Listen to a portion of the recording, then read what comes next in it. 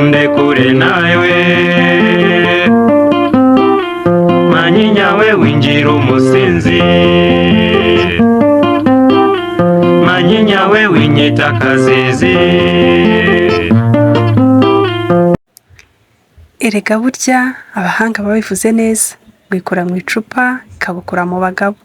Uru ni urutonde rwamwe bari bakomeye mu myanya yabo, bamwe ari abasitari ndetse n'ibirangirire, ariko bakaza kuzima kubera gukunda Manyinya birenze urugero. Ndagusoje tubanye muri iki kiganiro, ni umubyeyi Dina nk'ibisanzwe. Ndagusaba kugira ngo usobane nanjye.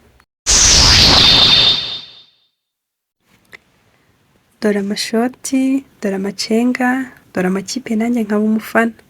Gurigodora Rwanda Fomo, Gurigodora.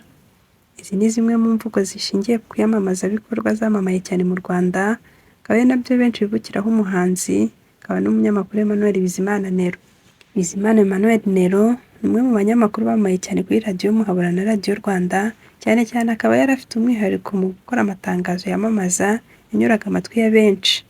Mu gihe abantu benshi bibaza irengero ry'uyu mugabo, abandi bakavuga ko nyuma yo kuba umufana ukomeye w'ikinyobwa cya Primus cyaba cyaramurushije ingufu kikamuganza.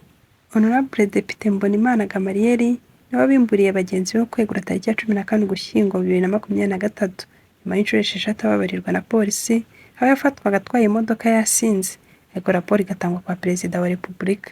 Depite Mbonimana Gamaliel yavuze ko tariki 15 Ukwakira mu 1980 afite impamyabumenyi y'ikirenga mu bijyanye n'imicungire y'uburezi, abarirwa mu ishyaka rya PER. Yabaye umudepite muri Nzeri 2018, mbere yaho yabaye umwarimu mukuru mu bushakashatsi muri Kaminuza ya Kigali. Nangiriza aba bayobozi babaswe n'ubusinzi nibwo Depite Mbonimana Gabriel yeguye mu nshingano ku itariki ya 14 Ugushyingo, ntabwo tariki ya 15 ashyira ubutumwa ku rubuga bisaba imbabazi umukuru w'igihugu n'abaturage, aho yatangaje ko yafashe umwanzuro wo kuzireka burundu, aho yavugaga ko asaba Perezida Kagame n'Abanyarwanda bose imbabazi. Habiyaremye Jean Pierre Celestin wari depite nawe agasembuye katumye yirukanwa mu nteko ishinga amategeko. Nyuma y'icyumweru kimwe na Depite Celestin Habiyaremye yeguye, hari ku itariki 21 Ugushyingo 2022, nyuma y'uko video ikwirakwiye ku mbuga nkoranyambaga igaragaraho iyo ntumwa ya rubanda ituka polisi nyuma yo gufatwa atwaye imodoka yahembutse agasembuye. Ntibyatinze ku itariki 28 Ukuboza 2022, Depite Kamanzi Ernest wari uhagarariye urubyiruko mu nteko ishinga amategeko nawe yatanze ubwegure bwe, avuga ko yeguye ku mpamvu ze bwite. Gusa hagiye havuga ko nawe yagaragayeho ubusinzi, ko akaza no gufungirwa mu karere ka Huye ko yari mu butumwa bw'akazi. Ngo byavuzwe ko yafashwe na polisi atwaye imodoka yanyweye ibisindisha, we akaba yari yanakoze impanuka. Senateri Mupenzi George kuri wa gatanu tariki ya 6 Kamena 2024 nibwo yashyikirije Perezida wa Sena ibaruwa y'ubwegure ku murimo w'ubusenateri. Yavuze ko yeguye ku mpamvu ze bwite, yabaye umusenateri kuva muri 2019. Hari andi makuru mu gikara avuga ko yaba yarabisabwe ubwo vuba aha polisi yamupimaga atwaye ikinyabiziga igasanga yanyweye ku kigero cyo hejuru icyemewe gutwara ibinyabiziga mu Rwanda. Senateri Mupenzi George yavugiye mu karere ka Kamonyi tariki ya 18 Nzeri mu mwaka wa 1956, mwaka wa 1959, we n'umuryango we bahise bahungira mu ntara y'Iburasirazuba ahitwa Rukumberi.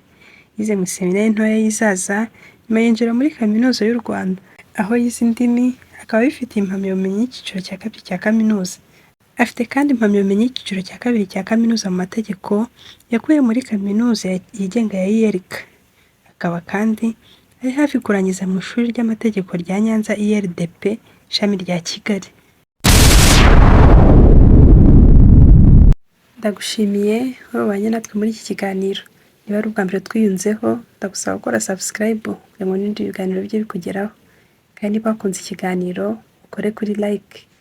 Ndabakunda, Imana ibarinde.